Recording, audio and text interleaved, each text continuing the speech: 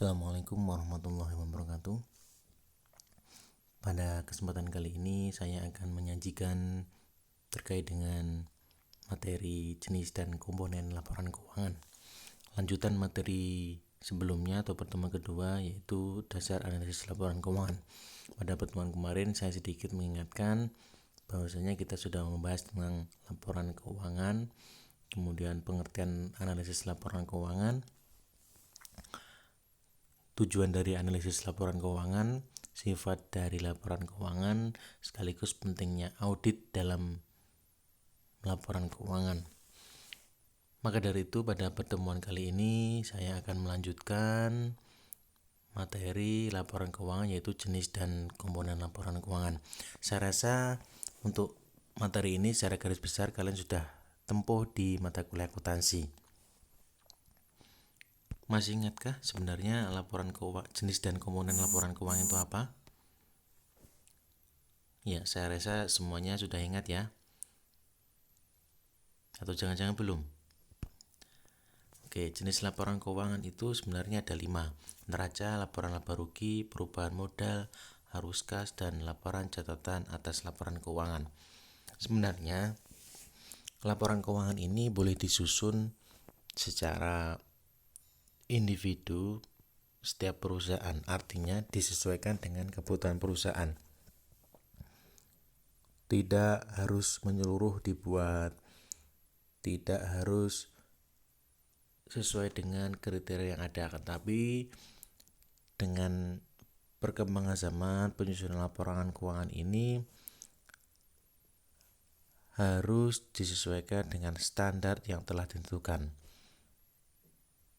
Jadi penyusunan laporan ini harus disesuaikan dengan standar laporan keuangan.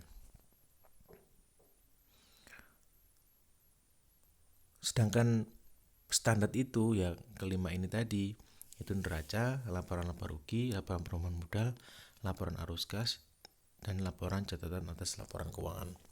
Adapun kalau ini semua tidak dibuat digunakan untuk konsumsi pribadi perusahaan, ya monggo. Ataupun kalau standar dalam membuat laporan keuangan, penyusunan laporan keuangan, ya kelima ini standarnya. Saya mengingatkan kembali pada kalian untuk materi-materi ini nanti, manakala ada beberapa mahasiswa yang lupa pada mata kuliah akuntansi. Neraca, di benak kalian neraca itu ada apa saja? Baik, definisi dari neraca merupakan laporan yang menunjukkan posisi keuangan perusahaan pada tanggal tertentu, yang menunjukkan total aktiva dengan total kewajiban dan total ekuitas pemilik. Pasti ya, di benak kalian kalau kita sudah berbicara neraca, ada yang namanya aktiva dan pasiva. Masih ingat? Nah, artinya posisi keuangan ini posisi jumlah dan jenis aktiva atau nama lainnya harta, dan pasiva. Pasiva ini terdiri dari kewajiban dan ekuitas atau modal. Penyusunan komponen di dalam neraca didasarkan pada tingkat likuiditas dan jatuh tempo. Artinya apa? Artinya penyusunan komponen dari neraca ini didasarkan dari sesuatu aktiva atau harta yang mudah dicairkan. Jadi disusun dari aset-aset yang mudah dicairkan. Taruhlah kas itu ditulis pertama, soalnya daripada yang lain, kas kan kita ketahui itu adalah yang paling mudah dicairkan kan. Kas itu berupa uang yang siap untuk dipakai, kan seperti itu. Jadi cara nyatetnya adalah sesuai dengan tingkat likuiditas dan jatuh tempo.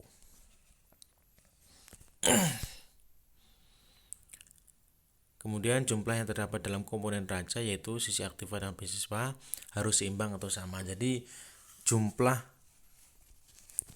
pada sisi pasiva dan aktiva ini nanti harus sama. Ketika tidak balance, berarti ya belum dikatakan neraca, soalnya neraca ini harus balance.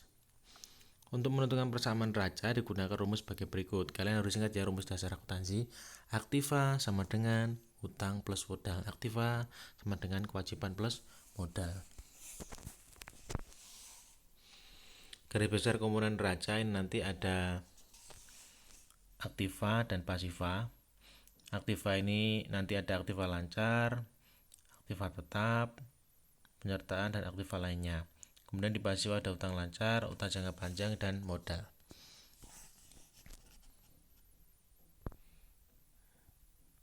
Aktiva ini nanti dipecah menjadi 3, yaitu lancar, tetap, dan lainnya. Kemudian yang tetap ini berwujud dan tak berwujud.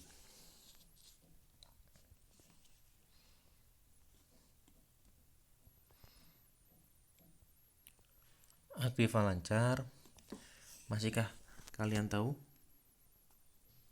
Atau sudah lupa-lupa ingat? Ya, aktiva lancar merupakan harta atau kekayaan yang segera dapat diuangkan atau ditunaikan pada saat dibutuhkan yang paling lama dalam 1 tahun. Aktiva lancar ini merupakan aktiva yang paling liquid atau paling mudah dicairkan dibandingkan dengan aktiva lainnya.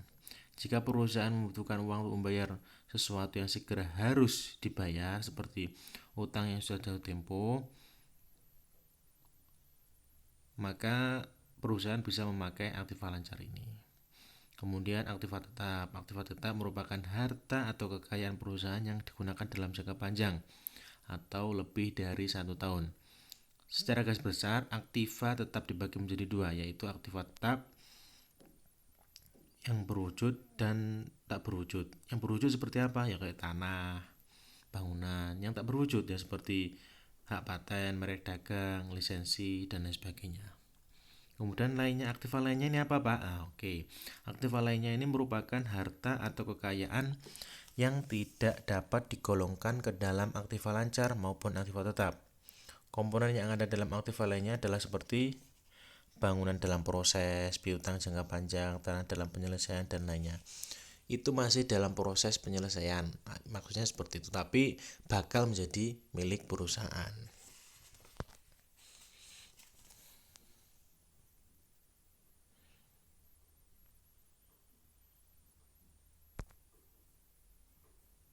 Nah, aktiva lancar ini seperti contoh-contohnya yaitu kas, rekening pada bank, deposito berjangka, surat-surat berharga, piutang, pinjaman yang diberikan, persediaan, biaya dibayar di muka, pendapatan yang masih harus terima, aktiva lancar lainnya. Itu bagian dari aktiva lancar. Kalau aktiva tetap seperti saya sebutkan tadi, ada aktiva tetap tak berwujud dan aktiva tetap berwujud.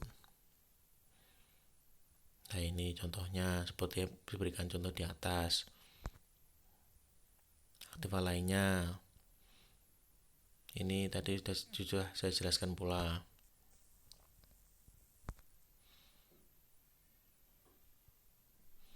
Nah, kalau tadi aktiva sudah, sekarang pasiva. Lah, pasiva itu isinya apa saja Pak? Lah, secara garis besar pasiva itu ada utang lancar, utang jangka panjang, dan ekuitas. Nah, ini sudah dijelaskan akun-akun dari setiap utang lancar, utang panjang, utang jangka panjang, dan ekuitas itu apa saja.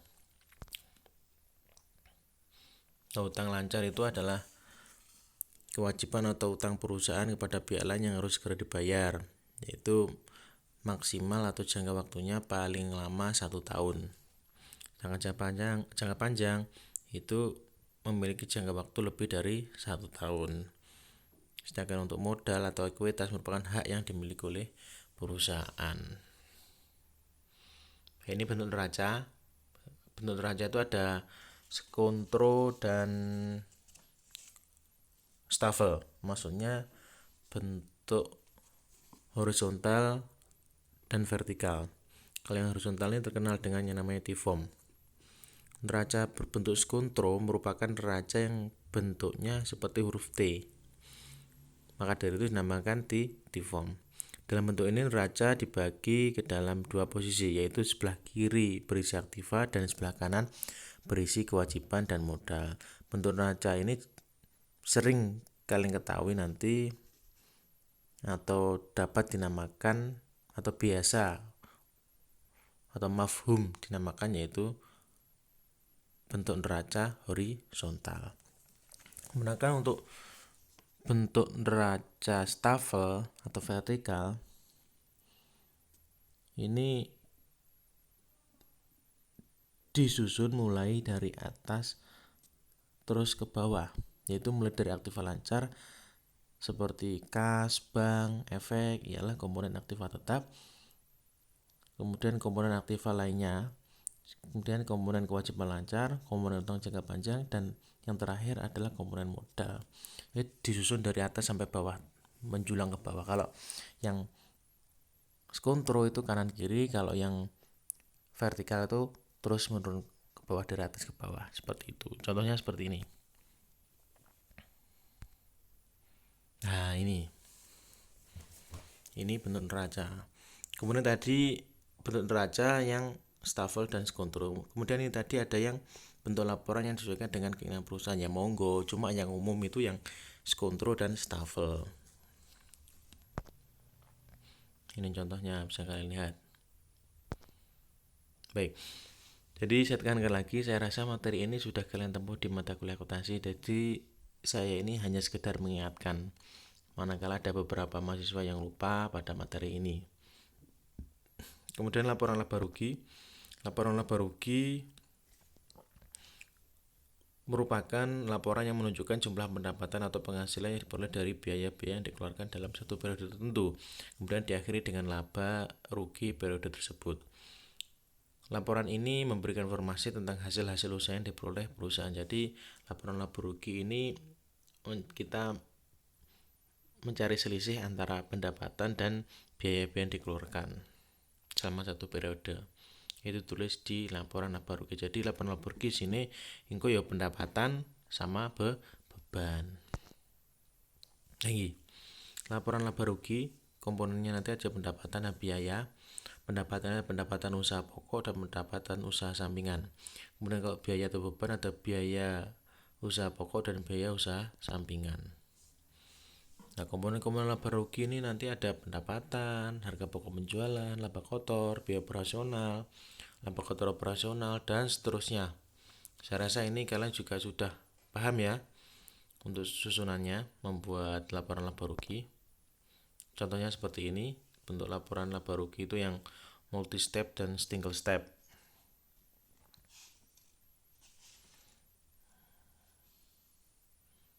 Ya, jadi ini perbedaannya laporan laba rugi multiple step dan single step. Jadi kalian nanti nggak usah bingung, Bapak ini kok modelnya beda-beda, ada yang multiple, ada yang single. Jadi nggak usah bingung.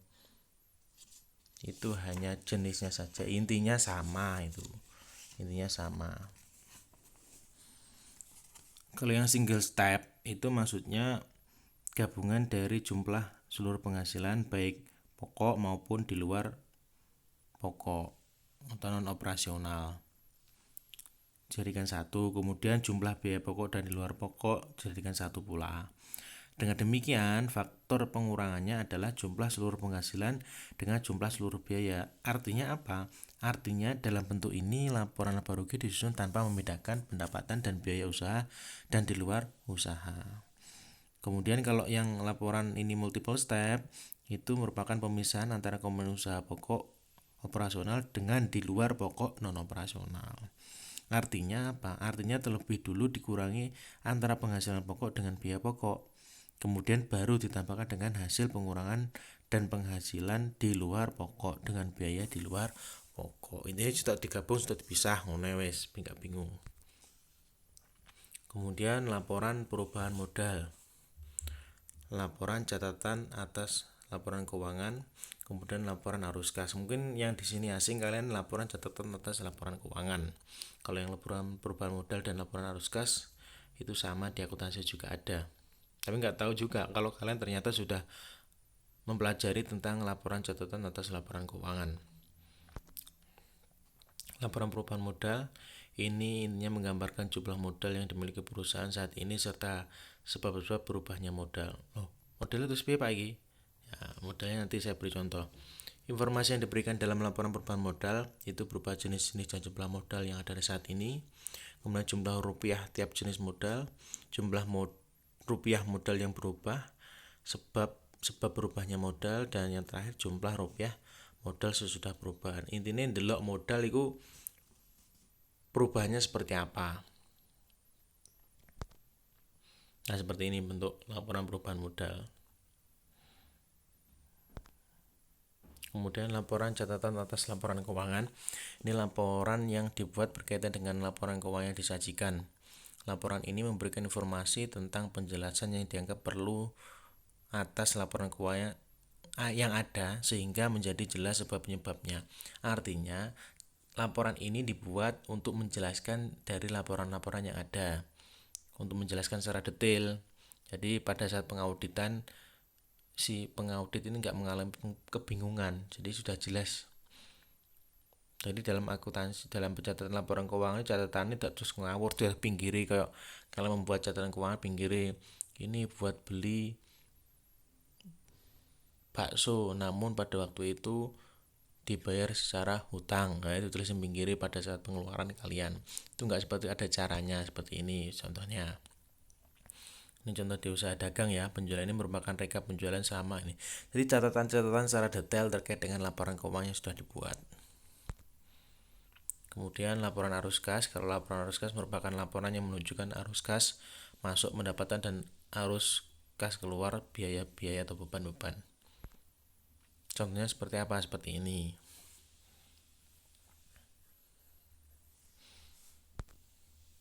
Baik, itu tadi terkait dengan jenis dan komponen laporan keuangan. Ini sebagai tambahan bagaimana cara membaca laporan keuangan. Bayangkan kalian sebagai analisis laporan keuangan. Nanti ini di sini nggak saya jelaskan secara detail, yang penting kalian tahu, nanti bisa kalian pelajari dengan sendirinya. Pada pertemuan ini komponen yang paling penting yaitu jenis dan komponen laporan keuangan. Esensinya seperti itu pada pertemuan kali ini. Adapun kalau cara membaca laporan keuangan ini sebagai tambahan kalian saja. Ya, ini cara membacanya dimulai dari belakang. Mengapa dimulai dari belakang? Kalian melihat dulu keabsahan laporan keuangan yang dibuat. Iki kira-kira sing audit itu siapa iki? Kayak sing audit abal-abal. Itu untuk meyakinkan itu tanda tangan ACC-nya itu ada apa enggak, dilihat dari belakang. Kemudian ini hal-hal yang perlu diperhatikan dalam membaca laporan keuangan. Jika terdapat laporan lebih dari 2 paragraf standar mengenai proses audit dan tes kecocokan serta konsistensi dengan prinsip akuntansi yang umum yang dapat diterima, kata-kata seperti sehubungan dengan sebagaimana dilaporkan oleh, mungkin laporan keuangan tersebut baik hanya jika Anda yakin dan percaya akan apa yang dikatakan perusahaan tentang situasi yang dihadapinya. Jadi ya ini kalian membayangkan kalian sebagai audit ya. Jika auditor menekankan hal-hal yang juga terdapat pada bagian laporan lain, curigailah bahwa mungkin terjadi hal yang tidak semestinya. Laporan audit seharusnya singkat dan lengkap. Kemudian catatan kaki, note. Catatan kaki harus diperiksa untuk melihat apakah perusahaan telah mengubah prinsip dan metode akuntansinya. Jangan-jangan selama proses pencatatan dia menggunakan metode yang lain. Nah, itu perlu dilihat pula. Takutnya salah persepsi. Kemudian hal yang perlu diperhatikan agar catatan kaki dapat dimengerti, yaitu bisa kalian pelajari sendiri. Kemudian yang ketiga, laporan keuangan. Dalam membandingkan rasio dari seluruh tahun yang dilaporkan, berikan perhatian khusus untuk piutang dan persediaan. Kemudian jika laporan tidak menyebutkan rasionya, Anda harus melakukan sendiri. Wah, ini rada abot iki, Pak. Ya, memang seperti itu. Kemudian periksa apakah piutang dan persediaan meningkat secara lebih cepat dibandingkan penjualan atau sebaliknya. Periksa apakah ini berarti perusahaan sedang berusaha meningkatkan atau menjaga penjualan dengan kebijakan kredit yang kurang baik. Periksa apakah perusahaan tetap mengoperasikan pabrik pada tingkat tinggi tanpa adanya penjualan. Apakah produksi tersebut dimasukkan untuk persediaan di saat penjualan sedang tinggi. Periksa rasio lancar dan lihat apakah perusahaan membayar tepat waktu dan memiliki kebijakan penagihan piutang yang baik. Lihat nilai aktiva, kemudian bandingkan dengan perusahaan jenis apakah perusahaan menaksir terlalu tinggi. Apakah ada penjelasan? Menaksir terlalu tinggi tidak terlalu berarti jika tidak ada pembelian yang antusias. Nah, ini bisa kalian pelajari sendiri. Jadi pada intinya untuk tata cara dalam memahami atau membaca laporan keuangan ini sebagai tambahan. Jadi kalian lebih paham lagi ketika kalian sudah mempelajari esensi dari materi analisis laporan keuangan. Setelah kalian mempelajari ini, baru kalian mempelajari yang namanya cara membacanya. Kalau kalian mempelajari cara membaca dulu boleh, tapi kalian belum bisa membayangkan kira-kira itu iya ya bentuknya laporan. Kalau kalian sudah mempelajari kan kalian bisa meraba-raba, paling tidak sudah pernah tahu gini toh. Tapi kalau belum ya kalian meraba-meraba seperti itu. Baik, untuk pertemuan kali ini saya akhiri. Apabila ada pertanyaan lebih lanjut, kita lanjutkan ke diskusi. Dan tidak lupa pada pertemuan kali ini nanti akan saya berikan latihan sebagai upaya untuk mengasah kalian dalam menempuh mata kuliah analisis laporan keuangan. Terima kasih. Wassalamualaikum warahmatullahi wabarakatuh.